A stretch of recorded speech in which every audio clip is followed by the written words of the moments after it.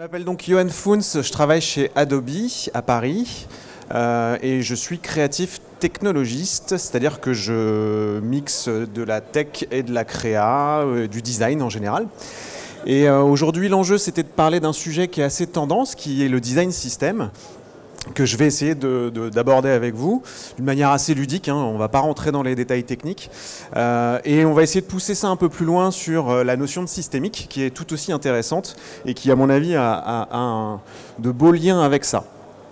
Alors, pour parler de design system, évidemment, il faut essayer de savoir un petit peu ce que c'est qu'un système, parce que c'est assez abstrait. Et un système, donc, c'est un ensemble d'éléments en interaction concourant à une même finalité. Donc ça, c'est une définition assez vague aussi. Mais on a déjà des éléments intéressants, justement la notion d'ensemble d'éléments, d'interaction, et la notion de finalité aussi, qui est vraiment hyper intéressante. Et on va voir un petit peu à quoi ça peut nous servir dans la notion de conception de produits numériques, ou de produits en général, parce que ça va vraiment concourir justement à ça. Alors, il faut rendre à César ce qui est à César. On va attaquer avec la personne qui a initié un petit peu la notion de design system. Enfin, c'est pas vraiment lui qui l'a initié, mais qui l'a formalisé, pour être plus exact, il y a quelques temps.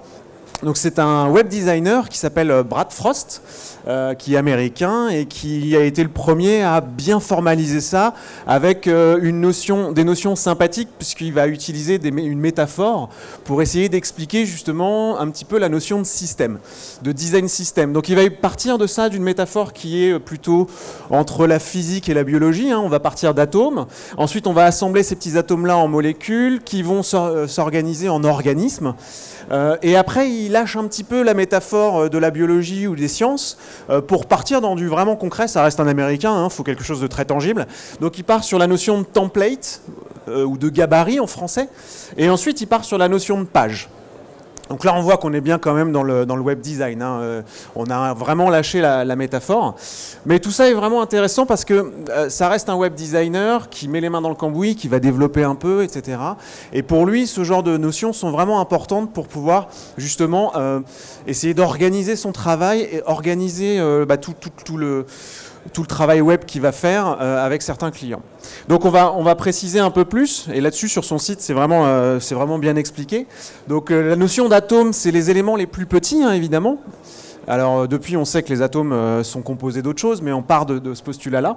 Donc typiquement un label ou un champ de texte ou un bouton, voilà. C'est les éléments les plus petits que vous allez retrouver dans des interfaces web ou mobiles, hein, peu importe. Ensuite on va les assembler ensemble sous forme de petites molécules, et ça donne justement un champ de recherche avec un bouton pour rechercher, etc. Rien de compliqué jusque-là.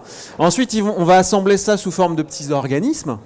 Et donc là, on va avoir un en-tête de site web où on va retrouver un menu, un logo, et puis justement le petit champ de recherche.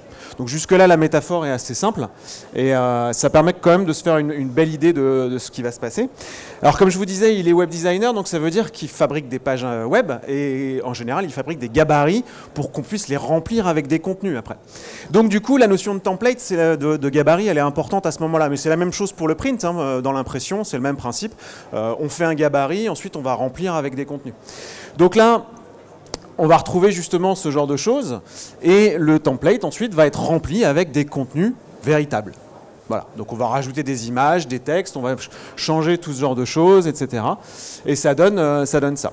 Donc ça c'est vraiment intéressant, et ça permet déjà d'organiser un petit peu son travail, et au-delà de l'organiser, ça permet de le communiquer d'une meilleure manière. C'est-à-dire que tous les acteurs d'un projet numérique n'ont pas forcément une idée claire de comment ça s'organise, etc. Et du coup, en formalisant ça de cette manière-là, tout le monde est à peu près d'accord et comprend ça avec un langage qui est simple et qui est facile à comprendre. Alors, c'est pas nouveau, hein, évidemment. Vous retrouvez chez Apple depuis de nombreuses années les guidelines au niveau de l'interface utilisateur. Donc ça, c'est vraiment pas nouveau. On va retrouver ça aussi chez Google, avec le material design. Donc c'est pareil, ça a été bien formalisé, etc. Ils ont mis en place tout ce qu'il faut pour ça. On va retrouver ça aussi sur des boîtes comme Airbnb et autres, et même chez IBM, pour vous dire. Même chez IBM, ils s'intéressent très fortement au design depuis pas mal d'années maintenant. Donc ça montre à quel point le design, c'est quand même un élément extrêmement important des projets numériques. Alors évidemment, on est chez IBM, hein, donc on va avoir des choses un peu compliquées avec des gros tableaux, avec beaucoup de lignes, des choses qui ressemblent bien à Excel quand même. Hein. Faut pas non plus pas déconner. Alors, chez Adobe, nous, il y a plus de 10 ans, on avait un joli petit framework qui permettait de faire des applications aussi, qui s'appelait Flex. Et on avait déjà justement ce genre de composants qu'on pouvait assembler en tant que web designer. On pouvait jouer avec, c'était un peu comme des Lego, hein. Ça marche pas mal. Et c'était assez sympa. Alors, si on veut pousser un peu plus loin, parce que le problème de la métaphore de la physique, c'est que c'est pas forcément accepté par beaucoup de gens, notamment les créatifs aiment pas trop ça parce que ça fait trop scientifique. Et du coup, on dit oui, mais on est en train de nous brider la créativité, c'est pas super, etc. Donc en fait, on peut avoir énormément de types de métaphores pour expliquer ce genre de choses. Donc je reprends là-haut et je reste vraiment dans la physique. On part de l'atome, on va vers la molécule, après il y a la notion de matière, hélas, mais on peut rester aussi dans la biologie avec la notion de cellule, qui est l'élément le plus petit de la biologie. Après, on organise ça en tissu, en organes, etc. Et puis là, il y a Audrey Hack, qui est une UX designer de chez Bakelit, que j'aime beaucoup et qui justement, elle, prend la métaphore de la musique, qui marche pas mal aussi, parce qu'on a des notes et des silences, on va jouer avec et les assembler pour faire une mélodie. Ensuite, on fait un morceau et potentiellement un album. Voilà, donc c'est des métaphores qui vont aider à comprendre. L'avantage de la musique, par exemple, c'est qu'on peut se dire, bah là, au niveau de la créativité, l'harmonie, les mélodies, etc., ça peut aider quand même pas mal. Ensuite, on va retrouver des équivalents dans pas mal d'outils. Alors là, j'ai pris les outils d'Adobe, mais aussi dans les technologies. Là, c'est la technologie d'Apple pour iOS, Android, et ensuite tout ce qui est web. Et on va retrouver ce même concept d'organisation qui est assez intéressant. Donc ça, c'est vraiment pour se faire une idée. Après, en design system, Brad Frost et les autres amènent quelque chose quand même de plus important, qui est la notion de référentiel. C'est-à-dire que l'intention derrière, c'est quand même d'avoir un vrai référentiel qui va amener 4 choses. Évidemment, toutes les pièces de puzzle pour designer. Donc ça, c'est vraiment important. Et on va avoir justement des fichiers qui vont inclure tous les composants, etc. Donc sous différents formats et avec différents outils. Il y a toute la partie langage aussi, qu'on a tendance à négliger un petit peu sur les projets. C'est-à-dire toute la partie tonalité, le ton qu'on veut donner, le champ lexical qu'on va mettre dans le projet, toutes les phrases, éventuellement de l'humour. Si vous pensez aux campagnes de Monoprix avec tous les jeux de mots qu'ils vont faire dessus, c'est juste des mots, quoi, mais ça suffit. Et ça marche très très bien. Donc ça, ces éléments de langage-là sont très très importants. Et après, évidemment, toute la partie composants techniques. Donc là, c'est des composants pour les différentes plateformes. Et il faut pouvoir les assembler et jouer avec. Et donc l'idée, c'est aussi d'avoir un petit laboratoire, un bac à sable, pour pouvoir commencer à jouer avec et faire des tests, montrer des exemples, des cas d'usage, et pouvoir jouer avec tout ça. Alors je vous ai mis à droite, du coup, toutes les plateformes susceptibles de recevoir ce genre de choses. Quand je dis plateforme, c'est les services et les plateformes sur lesquelles vous allez pouvoir travailler, mais pas tout seul. Parce que travailler tout seul, ça n'a aucun intérêt. Enfin, ça peut marcher, mais on travaille en équipe en général. Et donc, pour pouvoir partager ce genre de choses, donc on va retrouver pas mal de plateformes qui permettent justement de se mettre à plusieurs dessus et avoir un vrai référentiel pour le projet. Et c'est ça qui est essentiel. Donc ça, c'est pour moi la notion la plus importante qu'on va retrouver dans le design system. Ok. Et puis le petit cadeau que Brad Frost nous a fait, c'est qu'il nous a fait un joli tableau périodique des éléments. Et vous retrouvez les éléments du web, hein, enfin de tout ce qui est langage HTML, et il les a regroupés avec leurs différentes fonctions, etc. Et ce petit tableau est vraiment, je trouve, excellent. Donc ça se trouve sur son site, hein, vous avez la référence ici, vous allez sur bradfrost.com et vous retrouvez ce genre de choses pour jouer avec. Alors, les problématiques qu'on va retrouver avec ça, c'est toujours, ok, on met en place ce genre de plateforme, on va pour le projet, etc. Mais est-ce que ça va vraiment être utilisé par tous les membres de l'équipe? Quand je dis les membres de l'équipe, c'est en général, dans un projet numérique, on a les marketeurs, on a les designers, et puis on a les développeurs. Voilà. Et la problématique toujours, c'est où est la source de vérité? Quelle plateforme a raison par rapport à l'autre, et puis on s'éparpille, on a plein de plateformes, et ça devient tout de suite très compliqué de s'y retrouver. Donc ça, c'est la première problématique. Et puis la deuxième, évidemment, c'est que quand on commence à faire ce genre de briques, de Lego, etc., on se rend compte que c'est quand même, il y a peut-être une intention d'industrialiser aussi ça. C'est-à-dire qu'on puisse, pourquoi pas une intelligence artificielle, puisse prendre toutes ces briques-là, les assembler. Et d'ailleurs, Airbnb, je crois, a montré un bel exemple là-dessus. Les assembler, et puis ça va être une intelligence artificielle qui va faire l'interface. Et du coup, nous, les designers, on perd notre taf. Voilà. Donc ça, c'est toujours le risque. Alors j'en parle dans la conférence que je ferai demain, justement, de la notion d'intelligence artificielle et quel impact elle va avoir sur le design. Mais en tout cas, c'est un réel risque. Et le risque d'industrialiser aussi, c'est que tout se ressemble. Et là, on perd en diversité, en créativité. Et finalement, on se retrouve avec des interfaces qui sont partout pareilles, les mêmes. Et ça devient quand même relativement chiant. D'ailleurs, quand on regarde le web d'il y a 10-15 ans, il y avait une diversité qui était beaucoup plus importante par rapport à ce qu'on retrouve aujourd'hui dans le mobile. Que ce soit du flat design de chez Apple ou du material design chez Google. On est quand même sur une grosse homogénéité dans laquelle, en termes de créativité et de diversité, on ne s'y retrouve pas forcément. Donc ça, c'est assez désagréable et c'est une conséquence malheureuse.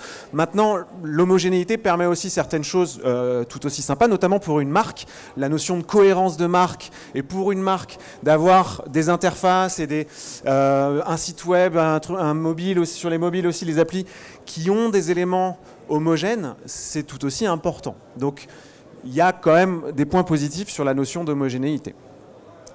Maintenant, évidemment, il y a des règles. Alors que je parle souvent de 3 livres qui, pour moi, sont les bibles et les références en design. Et il y a des règles pour éviter justement d'arriver à ce genre d'homogénéité. Et évidemment, le grand-père de l'UX design, ça reste Donald Norman, qui a bossé chez Apple dans les années 90. Et donc en 98, il a sorti ce bouquin-là. Et l'idée, c'est pas d'avoir des règles, c'est de se poser les bonnes questions quand on commence à concevoir un produit, à concevoir un service, à concevoir une interface ou un système, justement, pour revenir à la notion de système. Donc se poser les bonnes questions, c'est justement se dire, en tant qu'utilisateur, est-ce que je peux voir comment le produit s'utilise? Est-ce que je sais où je suis quand je l'utilise ou pas? Et penser à des objets du quotidien. Les plaques de cuisson, c'est un des meilleurs éléments en termes d'ergonomie pour se rendre compte justement de la notion de cartographie, la notion de mapping.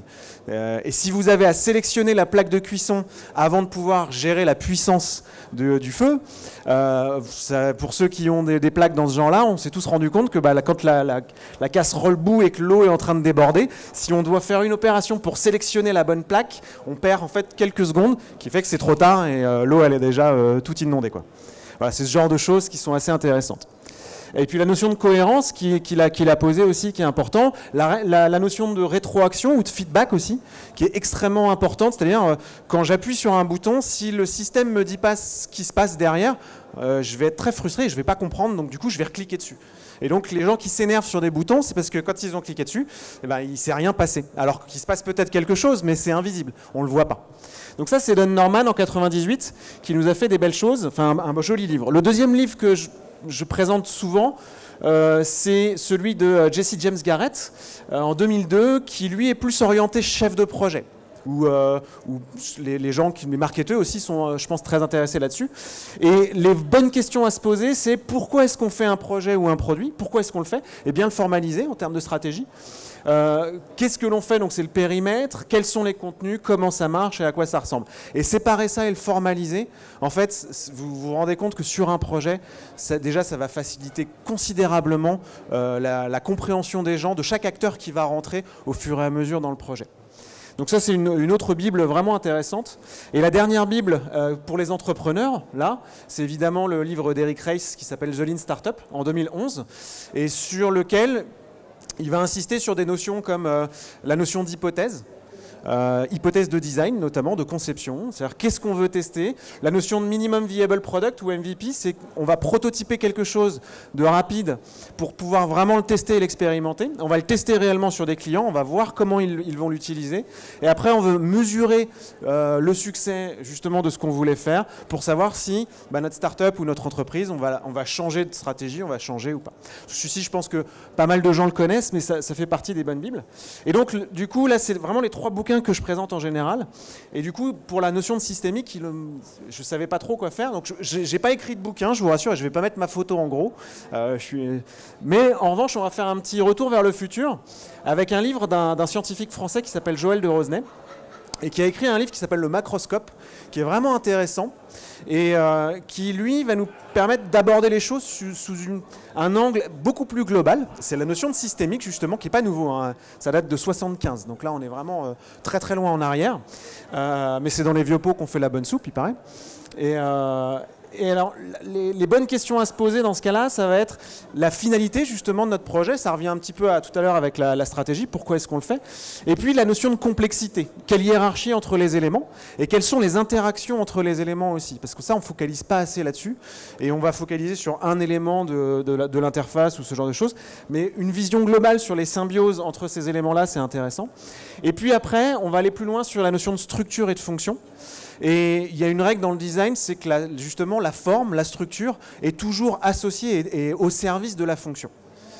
Donc ça, c'est vraiment important aussi. Et là, il y a des éléments importants comme les limites du système, les différents réservoirs, les réseaux, les flux, les vannes. C'est des choses assez bizarres qui, en général, on ne va pas utiliser dans des projets numériques. Et donc, à quoi ça pourrait servir? Donc, première étape, on va essayer vraiment de modéliser. Et si on prend à peu près tous les secteurs économiques et qu'on raisonne en réservoirs d'informations. Alors en systémique, normalement, c'est des réservoirs de matière, justement, d'énergie ou d'information. C'est les trois éléments qu'on va stocker. Et si on réfléchit sur tout ce qui est banque et finance, en fait, c'est de l'argent et du crédit, globalement, qu'on va stocker. Tout ce qui est éducation, médias, divertissement, ça va être du savoir et du contenu, donc c'est de l'information. Tout ce qui est industrie, commerce, technologie, ça va être de la matière, des produits. Etc., etc. Donc ça, c'est vraiment, ce symbole-là, c'est un réservoir avec des flux. Et puis les petits triangles, c'est des vannes, c'est des robinets, ni plus ni moins. Donc modéliser ça sous cette forme-là, ça permet de savoir dans quel business on va s'intégrer et avec quel système complexe on va interagir. Et ça, c'est vraiment assez intéressant. Pour la faire un peu plus complexe en termes de modélisation, on va retrouver notre réservoir avec les différents robinets, justement, avec la source, le réservoir, et puis après, on va avoir un puits aussi. Et sur ce réservoir, en général, on a des capteurs pour savoir où en est le niveau. Donc on a des flux d'entrée, on va avoir un niveau, et en fonction de ce niveau-là, les capteurs vont communiquer cette information-là à ce qu'on appelle un centre de contrôle, qui lui va réguler justement les flux pour pouvoir avoir toujours un niveau suffisant dans le réservoir. Alors ça paraît très abstrait comme ça, je vois vos yeux là qui sont assez écarquillés, mais ça va être extrêmement pratique, on va voir des petits cas un peu plus concrets après.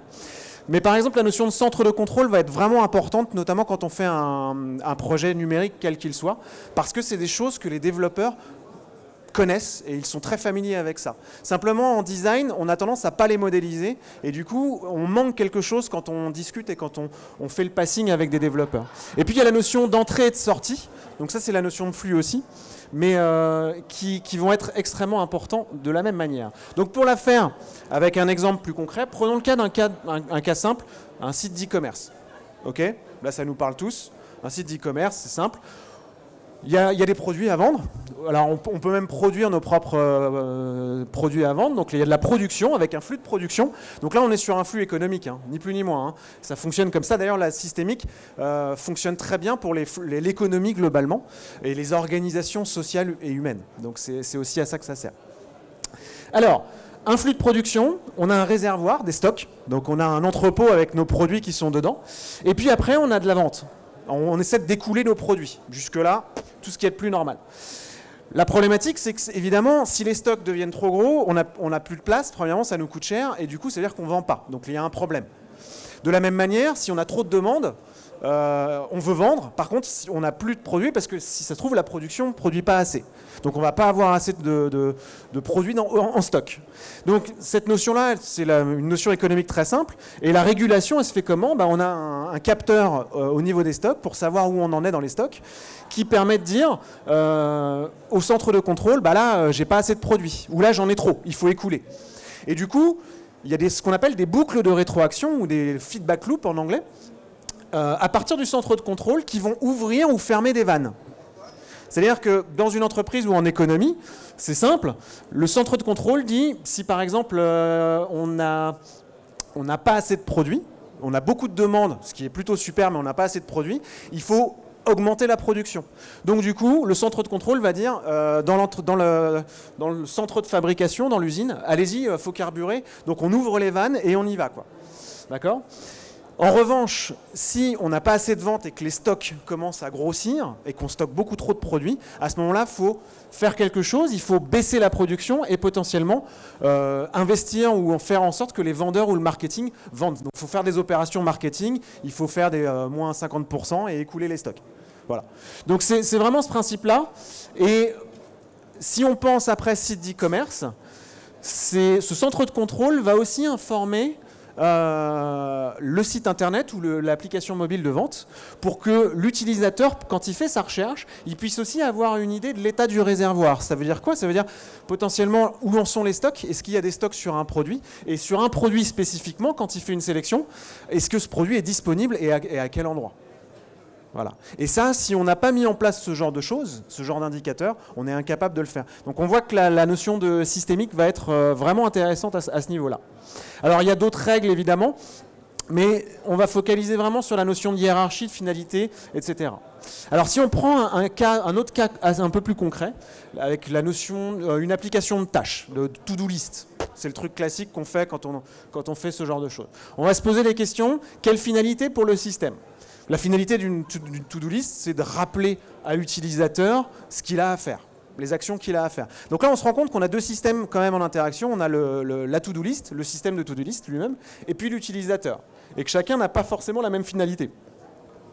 Ensuite, on va retrouver une hiérarchie avec des apps, un système, etc., avec des listes de tâches, une tâche elle-même, puis à l'intérieur de la tâche, certaines choses. Quelle symbiose il peut y avoir entre les éléments, quels sont les réservoirs, etc., etc. Alors, pour ça, je vous fais un petit schéma qui va simplifier un peu les choses, et c'est là qu'on voit qu'il y a deux systèmes qui vont interagir. Le système humain, avec sa complexité, parce qu'en fait, on est un système complexe, concrètement, parce que l'utilisateur, lui, et c'est ça aussi l'UX design, c'est de faire interagir un modèle mental, celui de l'utilisateur, et le modèle mental du développeur ou de ceux qui ont conçu un produit ou un système. Et c'est là la difficulté. Parce que des fois, ça ne matche pas du tout et il y a une grosse incompréhension. Donc l'utilisateur, lui, quand on pense j'ai des choses à faire, j'ai des tâches à faire, c'est ma mémoire qui est en jeu. Donc la source, là, tout à droite, c'est les souvenirs, c'est ma mémoire. Ça passe dans un réservoir, j'ai bien ma liste de tâches qui est dans mon cerveau, là, je l'ai en mémoire. Par contre, il y a des paramètres, notamment dans les boucles de rétroaction, dans les systèmes neuronaux, qui font qu'on va oublier certaines choses. Et ces choses-là, on va les oublier. Pourquoi? Parce que simplement, on n'a pas d'affinité avec, c'est des choses chiantes, l'administratif, ce genre de trucs, on n'a pas envie de s'en rappeler, et que notre cerveau, il a besoin de faire le vide, parce qu'il ne peut pas se souvenir de tout.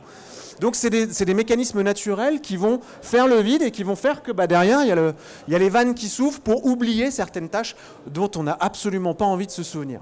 Voilà.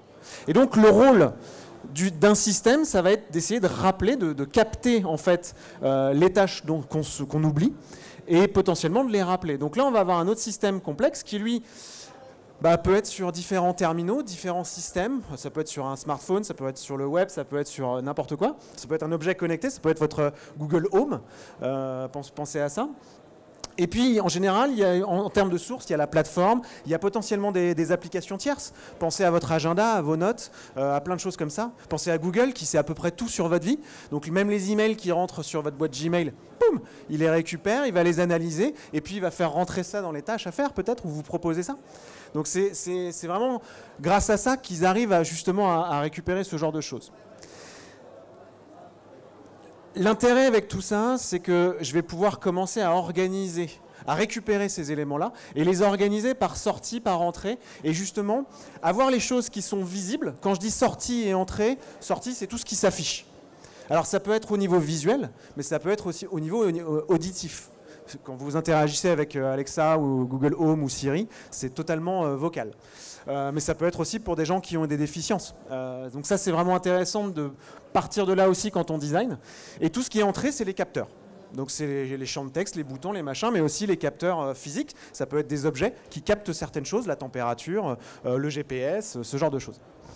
Donc on va commencer à organiser ça, et à gauche, c'est tout ce qui va être visible, plus ou moins, parce que les capteurs, des fois, ils ne sont pas forcément visibles. On ne vous dit pas forcément qu'on vous traque, ou le GPS, quand il se déclenche, des fois, ce n'est pas forcément évident. On ne le sait pas forcément non plus. Il y a des flux entre tout ça, et puis après, il y a toute la partie invisible, que vous ne voyez pas, qui est développé, hein, c'est des briques techniques qui sont présentes, mais on ne les voit pas forcément. Tout ce qui est contrôleur et tout ce qui est réservoir, stockage, je parle de bases de données, hein, évidemment. Et il y a des bases de données en local sur vos appareils, dans votre iPhone ou Android. Vous avez des mini bases de données qui stockent vos documents, vos données. Et puis en général, il y a une synchro qui se fait avec les plateformes diverses et variées, chez Google, chez Apple ou chez d'autres, pour synchroniser tout ça. Donc on a des réservoirs locaux et des réservoirs distants. Donc ça c'est intéressant. Et on voit que tous les flux entre les deux, ce qui passe, c'est simplement de l'information. De l'information, mais qui commence à être structurée. Et ça devient intéressant, parce que quand on travaille comme ça, on va commencer à bien formaliser quelles sont les informations qui vont passer. Alors quand je parle d'information, traduction, ça va être de la donnée, quoi, hein. Ni plus ni moins. Donc on parle de data, c'est plus tendance de dire de la data, mais en fait ça reste de l'information. Alors, il faut rester quand même sur la notion d'utilisateur, parce que l'UX design, on oublie souvent le U, et l'utilisateur, il reste au centre. Donc, savoir aussi bien écouter son utilisateur, faire des interviews, etc., faire des choses comme ça, ça reste super important. Et en input, c'est aussi, voilà, il faut écouter, il faut faire des interviews et garder ça en tête quand on design aussi, et garder surtout notre utilisateur au centre. OK ? Donc là, c'est typiquement la problématique qui va apparaître quand on va faire ce genre de choses. Alors, ça va jusque-là ? Ouais, je vous... Ok. Alors, un truc que j'aime bien faire quand on commence justement après à travailler concrètement sur un projet, je reste sur notre petite liste de tâches, parce que c'est assez simple, hein. On n'est pas sur quelque chose de trop compliqué. Un truc vraiment intéressant, c'est de partir du langage. Du langage. Et on se rend compte que quand on part du langage, plutôt que de commencer à dessiner des interfaces, ce qui marche très bien aussi, hein, quand on part du langage, on se rend compte qu'on va pouvoir designer pour beaucoup de choses, c'est-à-dire pour des objets connectés, pour des stations, enfin des interactions vocales, pour des gens qui ont des déficiences aussi. Et quand on part de là, ça devient vraiment intéressant. Donc on revient à notre système de tâches, et là on part du langage oral. Et je reste en français vraiment exprès, parce qu'on se rend compte que si on analyse, et là on retourne à nos jolis cours de grammaire de quand on était petit, quoi. En fait ça nous sert à quelque chose, à part à parler. Ça peut vraiment servir, là c'est vraiment de la sémantique, on va essayer d'aller analyser différentes citations de type de tâches dont on veut se rappeler quand on se parle à soi-même ou quand on parle à d'autres gens. On dit rappelle-moi qu'il faut que j'aille acheter du pain en rentrant, il faut que je rappelle, je dois absolument rembourser Jean-Michel pour le resto, il faut que j'envoie l'attestation aux impôts, voilà un truc bien chiant, mais si on le fait pas on sait qu'on est dans la merde, il faut que je fasse mes notes de frais sinon je vais me faire tuer par ma boss, etc. Donc tout ça c'est des phrases très simples.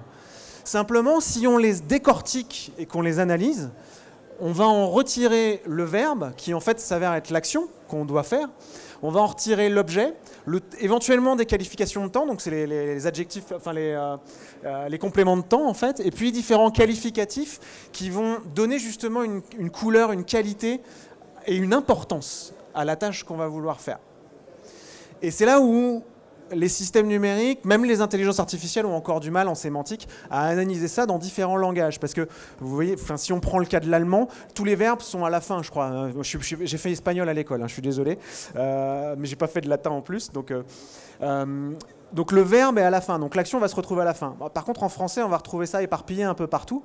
Et puis on va retrouver des choses qui vont qualifier avant, au milieu. Donc il n'y a pas forcément de règle. En anglais, ça va être encore différent. Donc c'est là où on voit qu'il peut y avoir de grosses différences culturelles en termes de sémantique entre différents langages. Après, on va pouvoir regrouper tout ça et commencer à hiérarchiser justement. Et se dire, au niveau de l'action, qu'est-ce qu'on va retrouver ? On va retrouver acheter, rappeler, rembourser, boire. Alors boire, est-ce que c'est vraiment je dois boire non, c'est aller boire un coup avec quelqu'un. Donc derrière, on voit qu'il y a une idée un peu spéciale. Et voilà, on va voir qu'il y a des choses qui sont en fait implicites et qu'on ne dit pas forcément ou qu'on n'écrit pas forcément. Et c'est là où je pense que les systèmes numériques ont encore du travail à faire.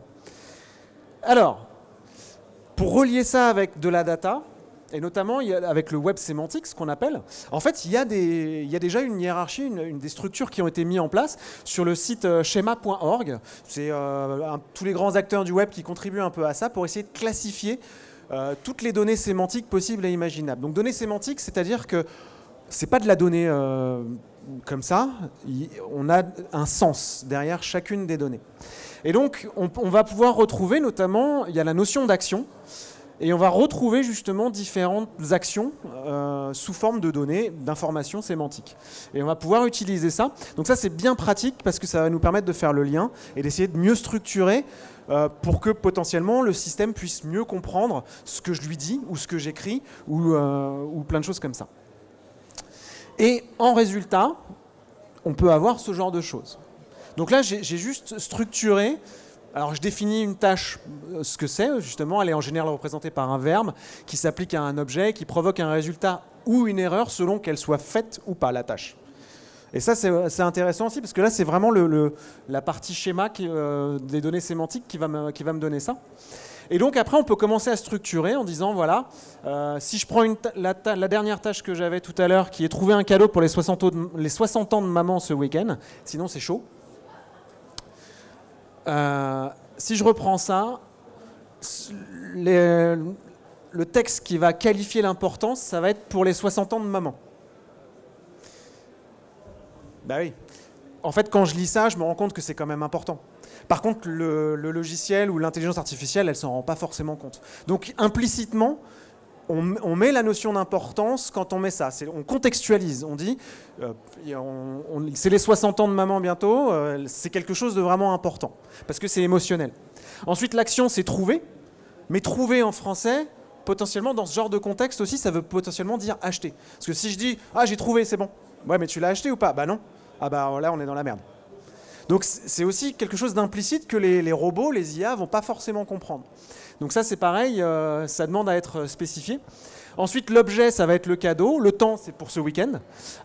Et puis après, on va retrouver justement la notion d'erreur. Qu'est-ce qui se passe si on ne le fait pas? Eh ben, c'est chaud. Alors c'est pareil, c'est assez vague, hein, c'est une expression. Donc est-ce que les intelligences artificielles vont comprendre ce genre de choses?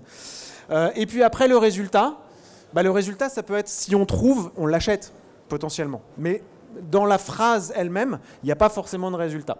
Et puis après, sur une tâche, sur une tâche dans les données sémantiques, dans les modèles qu'on a, il y a la notion de statut aussi, toujours, un peu comme les to-do list. La tâche, elle est à faire, elle est en cours ou elle est terminée.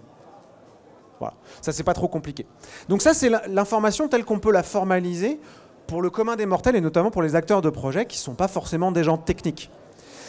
L'intérêt, c'est qu'on va pouvoir après le transformer en données techniques. Donc là, c'est du JSON, c'est un truc basique, qui va justement regrouper ça. Et ce qu'on va rajouter, c'est la notion d'agent, c'est-à-dire que c'est les gens qui doivent faire l'action. Donc là, il y a une personne, mais on peut être à deux sur la tâche, puisqu'on va se partager la tâche et essayer de faire cette tâche-là ensemble. Ça va jusque-là? Ouais? Alors, après, quand on va travailler, on va partir de ces données-là, donc c'est toujours intéressant. Et là, je pars tout à gauche, là. On va remettre tout ça sous la forme d'un formulaire, concrètement. Et puis après, il y a vraiment tout un travail de simplification. C'est-à-dire que je vais retirer les données de cet exemple-là, hein, des 60 ans de maman et trouver un cadeau, etc. Et je vais essayer de mettre ça dans un gabarit. Donc, j'ai essayé de gabariser, de templatiser tout ça. Et surtout, un truc très important quand on fait du design, c'est d'avoir les valeurs par défaut. Les valeurs par défaut, c'est quand j'arrive sur la page, sur le formulaire, sur l'écran, quand j'ai rien rentré du tout, qu'est-ce qu'on me propose? Et les valeurs par défaut sont essentielles pour que justement l'utilisateur puisse comprendre ce qu'on lui demande, ce que le système lui demande et ce qui peut rentrer à l'intérieur du système. Donc ça va être super important. Donc typiquement, on simplifie, là on va au milieu et on va commencer déjà à regrouper.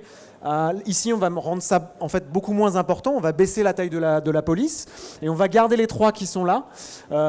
Par défaut, on va laisser deux mains et puis après l'importance, le résultat, on va rien mettre. Et puis on peut avoir un autre niveau de simplification sur lequel on va carrément retirer ces champs-là parce qu'en fait, ils nous polluent l'espace visuel et qu'il faut se concentrer sur les choses vraiment importantes.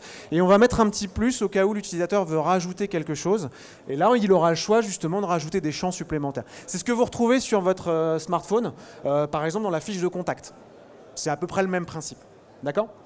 Et ensuite, on va essayer de mettre ça en contexte. Donc là, typiquement, si je prends une espèce de timeline ou une chronologie, À partir du moment où je le mets dans aujourd'hui, demain, et là c'est pour demain, j'ai plus besoin d'afficher justement le demain, parce qu'on est en contexte. Donc il n'y a plus besoin.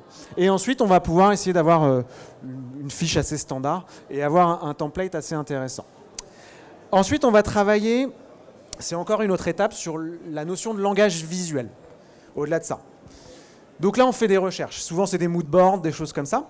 Et donc, on va essayer de visualiser comment une tâche, comment une to-do list est représentée dans l'esprit commun globalement, et aussi faire une petite étude sur les applications qui gèrent ce genre de choses. Donc ça, c'est un peu du market research. On va essayer de voir un petit peu là, comment la concurrence fonctionne, si on veut faire une appli qui fait ça.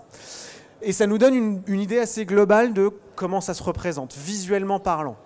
Quelles sont les représentations? Parce qu'en fait, c'est qu'une histoire de représentation, tout ça. Et puis après, on va commencer à bosser, justement, comme on l'a vu tout à l'heure, avec des petites briques qui sont déjà à disposition. Donc là, je prends le cas de kits à disposition ou de bibliothèques. Là, ici à gauche, par exemple, c'est Bootstrap de Twitter. Donc c'est tout le framework Bootstrap qui a été mis en petits composants pour designer. Donc on a accès aux boutons dans différents états, etc. Et dans mon logiciel de design, je vais déjà commencer à pouvoir à jouer avec et à assembler des petites interfaces, comme on l'a vu tout à l'heure, des petites molécules et potentiellement des organismes. À droite, c'est la même chose, sauf que c'est une bibliothèque qui va être partagée avec plusieurs designers et qui représente plutôt les éléments de iOS, donc pour les smartphones Apple. Donc ça, c'est de la matière première de départ aussi, qui permet de ne pas partir de zéro, mais comme on l'a vu tout à l'heure, qui peut apporter un peu trop d'homogénéité et pas forcément de créativité. Donc c'est bien pour commencer.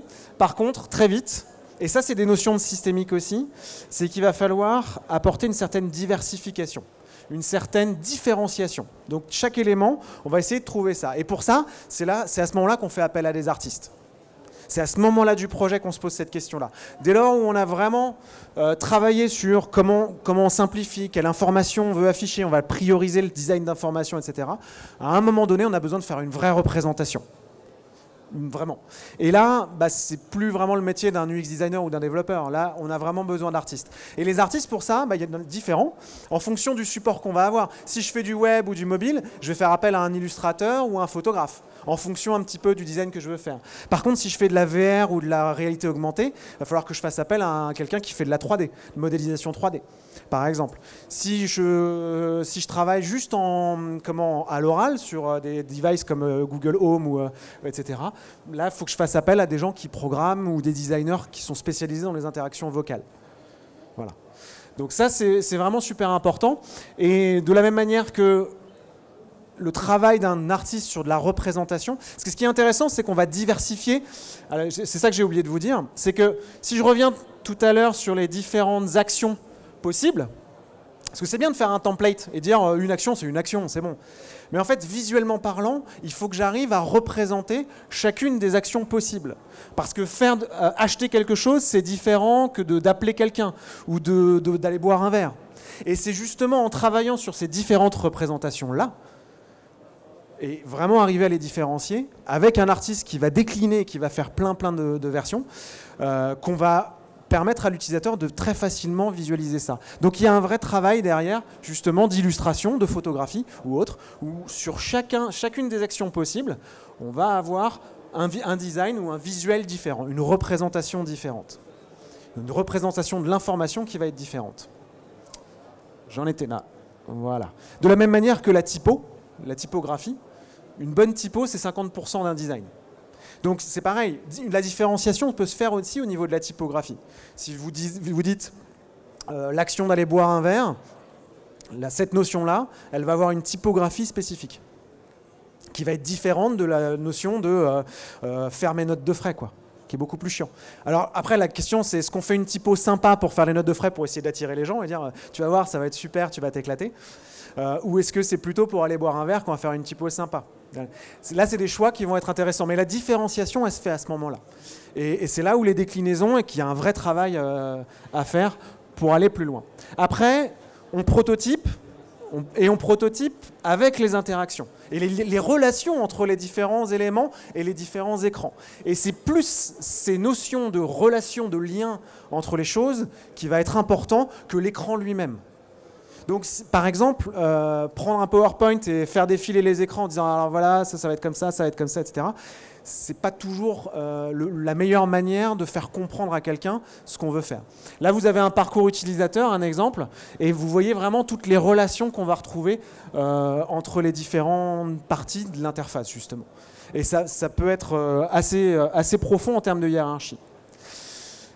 Ensuite, justement, il faut pouvoir communiquer ou avoir des outils sur les plateformes qui permettent de faire le passage vers les développeurs et que les développeurs puissent aller eux-mêmes en comprenant justement toutes les interactions, les liens entre les éléments et aller faire leur marché pour aller extraire ce dont ils ont besoin pour spécifiquement la plateforme qu'ils veulent.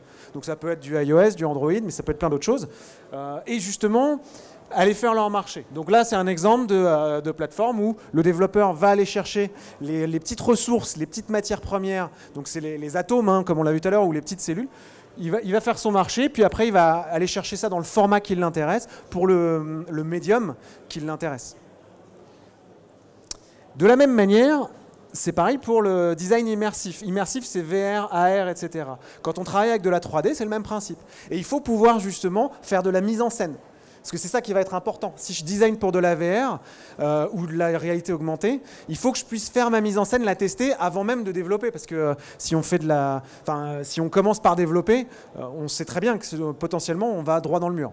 Donc commencer à faire ces mises en scène avec des objets 3D, mais potentiellement avec un fond qui est en 2D.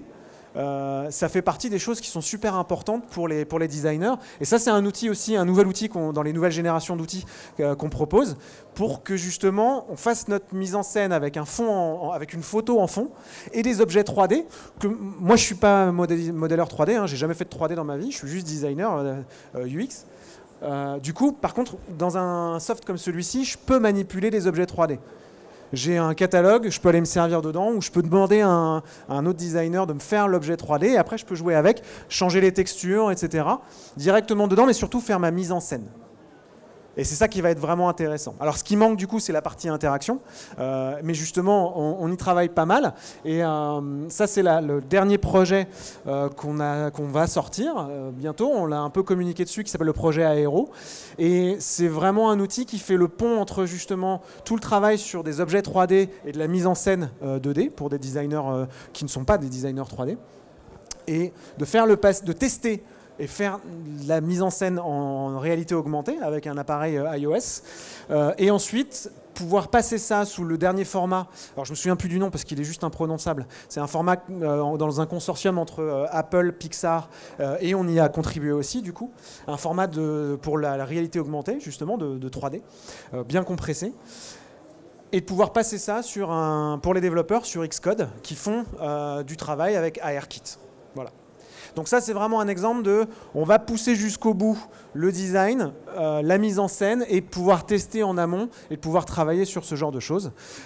Et donc là, c'est vraiment le dernier petit bébé qu'on sort. Et on va encore plus communiquer en octobre dessus à notre grand événement qui s'appelle Adobe Max.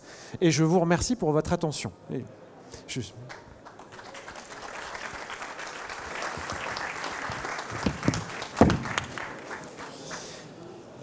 Je crois que je suis dans les temps. Dans le temps, à la perfection. Merci beaucoup pour ces éléments super intéressants. Alors, avant de partir, j'imagine qu'il y a des gens qui ont des questions. Ce qui est génial, c'est que la prochaine conférence est à 13h45, donc on a vraiment le temps pour interagir avec Yoann, donc profitez-en. Je suis à votre disposition. Qui veut se lancer pour la première ? Je vois qu'il y a des gens qui se tâtent au premier rang. C'est toujours la première qui est la plus difficile. Hein. Donc, alors, du coup, ça veut dire, est-ce que c'était clair ou pas? Est-ce que ça a été pour tout le monde ou pas? C'est la première fois que je le fais, ce workshop-là. J'avoue que je n'étais pas tout à fait sûr de l'angle, de comment aborder les choses. Je voulais pousser un petit peu plus loin la notion de design system. Donc, du coup, si vous avez même un feedback, hein, pas forcément une question, mais juste me dire ce que vous en avez pensé, si ça a titillé un petit peu vos neurones ou pas, ou si vous trouvez que j'étais justement à côté, n'hésitez pas à me dire. Alors, un petit sondage. Oups, là. Un petit sondage. Il y a des designers dans la salle. 1, 2, 3, 4, 5. Ah, les mains commencent à se lever. Et il y a des gens qui développent. D'accord, donc on est assez partagé entre Ouais, les c'est designers partagé. et les développeurs. Il y a des entrepreneurs à côté?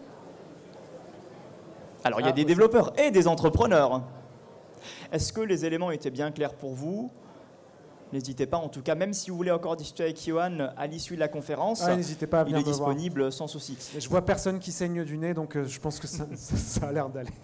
Alors, sachez que la conférence a été diffusée en live sur Facebook. Vous pourrez vous la retrouver, notamment si vous êtes arrivé un peu en retard. Elle sera également disponible sur YouTube dans les prochains jours. Donc, n'hésitez pas à la partager auprès de vos réseaux. OK? Merci à tous, en tout cas, de votre attention. Ah, on a une question. Oui, une question. Oui, dites-moi. C'est une question. C'est pas une question. Ça n'a rien à voir en fait avec ce que vous avez présenté. En fait, moi, du coup, je suis ergonome. Plus près. Je suis ergonome. Oui, Et en fait, j'ai des difficultés à trouver un travail justement dans l'UX design. c'est vrai? Voilà. Alors, du coup, je voulais savoir qu'est-ce que vous proposiez comme. Enfin, vous conseillerez plutôt comme formation complémentaire, parce que là, je m'oriente peut-être vers le web design. Ouais. Mais je voulais savoir si c'était justement assez pour pouvoir travailler dans le monde de l'UX design, quoi. Alors, web design, je sais pas si c'est la meilleure option. Laisse-lui le micro au cas où. Le web design, je sais pas si c'est la meilleure option. C'est une super option, hein. Moi, je conseille toujours aux UX designers de faire du web design parce que ça leur met un petit peu les mains dans le code et dans le cambouis et ça leur permet de mieux comprendre ce que font les développeurs et comment vont être développés réellement les produits, justement, avec ces notions justement de centre de contrôle, de stockage, qui sont abstraits pour des designers, mais pour un développeur, il sait parfaitement comment ça marche. Donc, c'est toujours très utile. Et le web design là-dessus, ça serait cool. Par contre, si tu viens de l'ergonomie, il est possible que quand même tu sois assez désorienté. Donc sur l'UX design, la notion d'études, de recherche, tout ce qui est test utilisateur, Ouais, ça, et voilà, ça c'est bon. Ouais. En revanche, sur le design d'information et le design d'interaction, c'est peut-être là où tu peux essayer d'aller te perfectionner, j'ai envie de dire. Oui. Parce que autant sur le web design, le passage vers le code, bon, là on est quand même à un niveau plus important. En revanche, vraiment le design d'info, priorisation de l'information, et après pousser plus loin vers l'interaction. C'est à mon avis là où tu peux dire ça et pas te présenter comme une ergonome, mais comme une UX designer, parce que UX design c'est vraiment un gros chapeau, un gros sac dans lequel on met beaucoup de métiers qui viennent justement le web design, l'ergonomie, etc. Donc globalement UX designer avec une spécialisation dans les études, dans tout ce qui est UX research et test utilisateur, c'est déjà très très bien. Et après, tu peux travailler sur justement les informations et interactions. Mais en te présentant comme ça et en montrant des projets sur lesquels tu as travaillé qui justement permettent de faire le lien entre les études, parce que c'est toujours ça le problème. Les études, c'est très abstrait et souvent les études, elles restent sur le côté d'un bureau et on s'en sert pas beaucoup en fait. Or, faire le passage entre les résultats d'une étude, ce qu'on a vraiment trouvé et observé chez les utilisateurs et s'en servir réellement quand on design un produit, c'est là où il y a souvent des frictions. Et que ça se passe pas forcément, parce que le designer il va dire non mais moi je connais, je vais faire ça comme ça, c'est bon, etc. Ça c'est un pattern existant, je vais l'utiliser, etc. Sauf que des fois ne pas utiliser les mêmes patterns et se baser sur le besoin utilisateur pour travailler sur quelque chose de spécifique et de métier, c'est beaucoup plus intéressant et là tu apportes vraiment une valeur au projet. Donc ce lien-là, il est pas souvent fait et c'est là où tu peux vraiment te vendre et dire voilà, vous faites des études et des tests utilisateurs, en plus c'est dans un cycle, hein, parce que c'est pareil, c'est une boucle de feedback, c'est une boucle de rétroaction. On a ces tests utilisateurs qui nous donnent des retours, mais pour la plupart, enfin, bien 70% du temps dans les projets, on s'en sert pas. C'est-à-dire on a fait des tests, on a fait des crash tests, c'est comme pour l'automobile, quoi. On a fait des crash tests. Maintenant, est-ce qu'on a vraiment transformé le produit par rapport à ces feedbacks-là ? Bah, pas forcément, parce que des fois, tu peux avoir un boss qui dit non, c'est bon, on a trop mis d'argent, maintenant c'est fini, on avance, on continue tout droit et on a ras-le-bol de vos tests utilisateurs. Donc, arriver à faire ce lien-là en amont et en aval, parce que ça se passe en aval, les tests utilisateurs, là, ça a vraiment une grosse valeur et c'est très rare. Donc, du coup, tu peux te vendre comme ça et te présenter de cette manière-là et il y a des chances que ça marche un peu mieux. Plutôt qu'ergonome. Ergonome, les consultants ergonomes ont malheureusement un côté un petit peu rétro en France, parce qu'en même temps c'est ancien, heureusement qu'ils étaient là, mais il y a un côté rétro qui par rapport aux grosses super tendances des US, de la Silicon Valley, c'est vachement mieux quoi, tu vois. Donc voilà, donc, c'est qu'une question de présentation, derrière le métier est le même et tes compétences sont les bonnes, donc il faut juste arriver à les... C'est une question de présentation de paquet cadeau. C'est un peu comme le marketing, quoi. Le produit est le même, mais le paquet cadeau et le packaging, lui par contre il fait rêver, donc tout de suite ça passe mieux. Merci beaucoup en tout cas. Merci beaucoup Johan. On a d'autres questions? Oui, mademoiselle. Alors parlez bien dans le micro. Merci. Bonjour. Bonjour. Qu'est-ce que vous conseillez quand on essaye d'implémenter une démarche UX, donc pour mon cas dans une start-up, et qu'on est face à une équipe et des développeurs qui sont réticents à la démarche? Alors, qu'est-ce que je conseille? Ce que je conseille, c'est toujours dur. Et en fait, c'est le même problème dans les grosses entreprises, hein, clairement.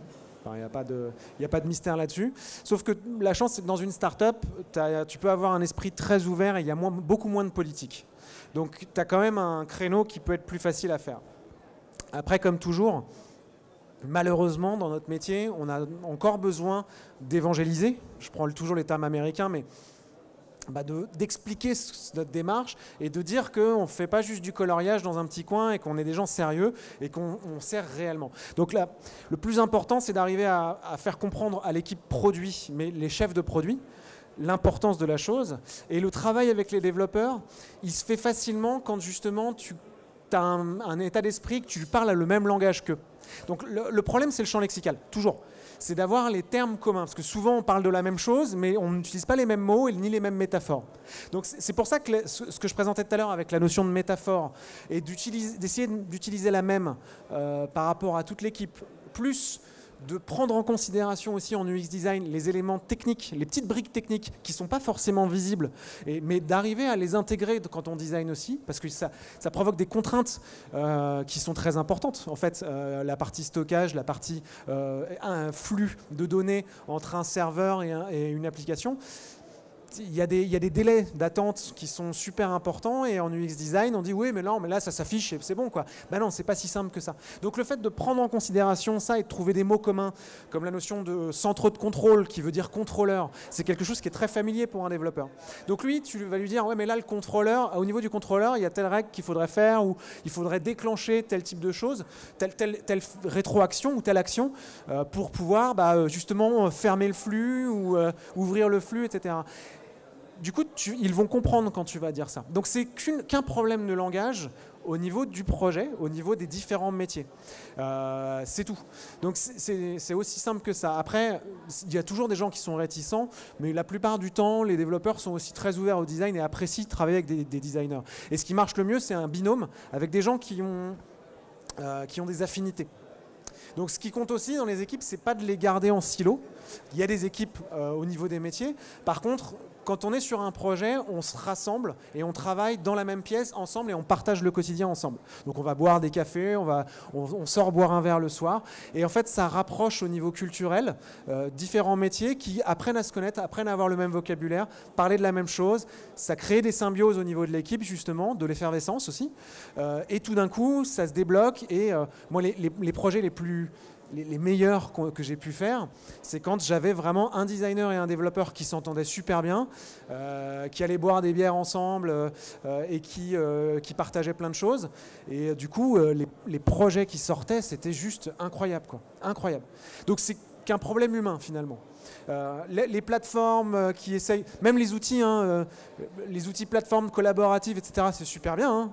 C'est très pratique parce que ça facilite la vie, mais ça ne va pas changer considérablement la donne. Ce qui change la donne, c'est le côté humain, justement. C'est les relations humaines qu'on va avoir. Donc pareil, les relations à distance sont très compliquées. Moi, je vois chez Adobe, il y a une vraie culture dans la boîte de travail à distance. Donc nous, il y a beaucoup de gens qui sont tout seuls aux États-Unis dans un coin et qui bossent à distance. Donc on a des super outils collaboratifs, hein. C'est topissime. En revanche, on se voit très souvent. Et c'est une vraie souffrance, en fait. Et on a du mal à travailler, donc l'inertie est beaucoup plus compliquée. Tout est plus lent, parce qu'on ne se voit pas, on ne partage pas un quotidien. Donc du coup, être ensemble au moins plusieurs jours dans le mois, c'est essentiel. Ça ne veut pas dire qu'on ne fait pas de télétravail, parce que le télétravail, tu vas pouvoir focaliser sur certaines choses et pas te faire emmerder toutes les 5 minutes avec des collègues qui vont dire bon, on va boire un café, on va boire un verre. Non, si tu as un truc à faire, tu peux le déglinguer chez toi, c'est bon quoi. Mais voilà, donc le travail collaboratif à distance, certes, mais le rapprochement en équipe physique, ça compte beaucoup plus que le reste en fait. Enfin, après c'est mon opinion et mon expérience. Je sais que je le partage avec pas mal de gens, mais c'est essentiellement ça qui va jouer. J'ai une question justement sur le travail en présentiel. Ouais. Vous vous voyez où? Parce que tu as dit il y a des gens qui sont aux États-Unis, il y en a qui sont en Europe. Où est-ce que vous vous rencontrez? C'est tout le problème, c'est qu'on a des bureaux un peu partout dans le monde, avec des fois quelques personnes, et on essaye de se réunir. Alors moi je prends mes collègues européens, donc moi je suis dans une équipe Europe du Sud, donc j'ai des collègues en Italie, en Espagne, au Benelux et en Portugal, et on se voit 2 fois par an, quoi. Alors 3 fois quand on a de la chance, mais c'est à peu près 2 fois par an. Et du coup c'est compliqué parce que on partage les mêmes problèmes, les mêmes clients, les mêmes histoires, mais on ne se voit pas assez souvent. Et les outils collaboratifs, on a vraiment des super outils, hein. On est bien équipés, on a le top du top. Tout ce qu'il faut pour bien communiquer, mais à la fin de la journée, si je passe 4 heures de la journée sur un équivalent de Skype quoi, pour faire des meetings, mais j'en peux plus, quoi. J'ai les yeux comme ça, donc c'est plus possible. Et j'arrive pas à me concentrer. Donc ça, c'est vraiment une des grosses frustrations. Donc alterner télétravail mais présentiel le plus souvent possible, ça reste pour moi le plus important, et avoir des équipes locales et autonomes aussi, qui travaillent ensemble, parce que c'est bien d'avoir une équipe Europe. Alors nous on est une boîte américaine, donc pour eux les Américains, l'Europe c'est comme les US. Donc pour eux l'Europe du Sud c'est tout petit, quoi. C'est un État. Enfin c'est un truc. Donc c'est normal pour eux de mettre les gens en équipe là-dedans.